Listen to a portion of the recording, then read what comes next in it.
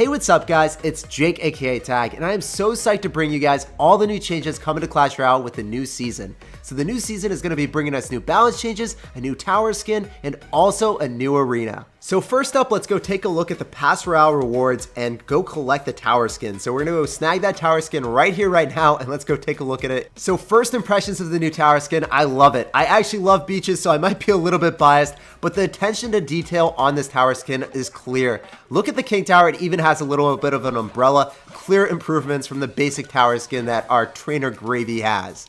Guys, the one thing that I wish that they were to add maybe in the future is like a tower animation. So maybe this sandcastle is like propelling little like goldfish at your opponent or something. I don't know why I associate like goldfish and beaches, but I always used to have goldfish when I was on the beach. So let's take a look at the brand new Clash Royale arena. So whenever you're getting hard countered on ladder and crying, you'll have this resort type feel, and hopefully you'll be a little bit more zen in the arena. I actually really like it. I think it's a huge improvement from the fisherman's arena, and usually CWA is featured in other people's gameplay, but today we're featuring UCWA, and obviously the pro player CWA 3 crowns in an astonishing couple seconds. Seriously, I love the new arena. Let me know what you guys think down below in the comment section. So as you guys can see, this season will be called Shipwrecked, and if you have a couple dollars to spend, do not spend it on grand challenges. I highly encourage you guys to go and spend it on Pass Royale, because look at all the rewards you're about to get. At 10, the emote is actually blocked out for us right now, but there will be an emote at 10, and then as you guys can see, all the way at 30, we end up having that glorious tower skin. That is probably my favorite thing about each and every single one of these Pass Royale features. I will always be looking at the tower skin, and this tower skin for me personally is a 9 out of 10. I love the beach. I am super biased, but I love it. Going through the rest of these, as you guys can see, you will also get a legendary chest at 35, even if you're free to play, so it doesn't even matter, guys. Make sure that you're grinding those crowns and getting those rewards. Now, let's break down the balance changes. As you guys can see in the top left corner, the Magic Archer is going to get a buff. Its damage will be increased a whopping 16%. Its damage will increase from 96 per hit to 111 per hit. It will now one-hit kill spear goblins, but to compensate for its really high damage buff, it will be hitting a little bit slower, coming in at 1.1 seconds. So effectively, it will shoot 0.1 seconds slower. The fisherman, which was not doing so hot, is now receiving 2 buffs. Its hit points will be increased 10%. It'll go from 800 HP to 881. Its anchor range will be increased from 6.5 to 7.0 as well. Now for the most controversial change in the entire balance change. Brace yourselves. The Pekka's hit points is going to be decreased by 9.5%. She'll be going down from 2,600 to 2,350. But to compensate for this, her attack range, which is previously short, will be increased to long,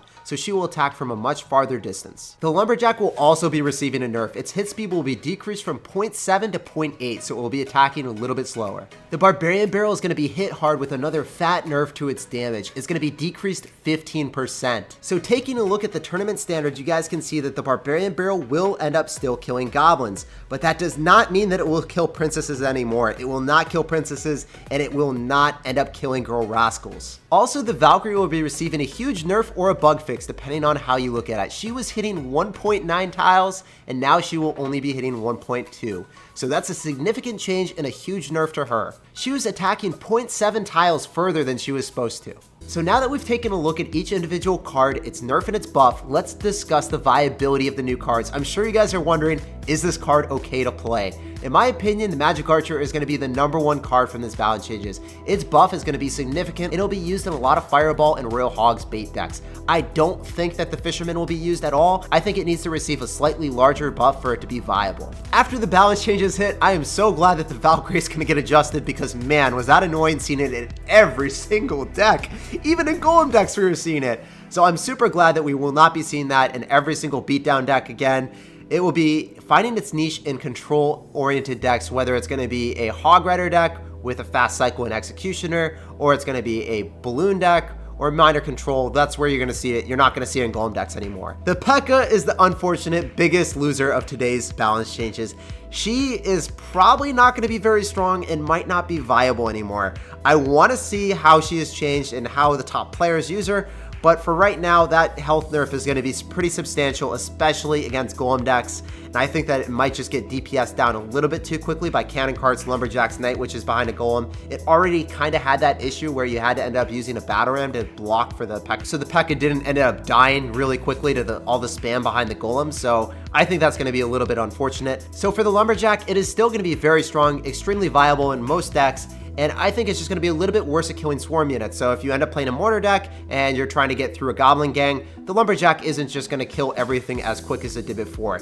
It's not a huge change, but it will tune it down, and you probably will see it in less like control cycle decks. You probably will start to see it more often in just beatdown decks. The barbed barrel, however, is another big loser. It's not going to be viable in probably anything. I don't really know why you would use it over log, snowball, or zap if it doesn't even kill princesses or rascals. I think it's pretty much a dead card after this balance changes. Overall, I'm super psyched about these balance changes, and I hope that the Magic Archer is going to come back into the meta at full force with Fireball Bait. It's just such a fun card to play, and I'm so excited to bring you guys some new decks with it. Unfortunately, I'm not super optimistic about the Pekka or the Barbed Barrel. I think the Barbed Barrel specifically is super dead, and I hope someone proves me wrong and finds some creative way of using it that I'm just not seeing. I don't know.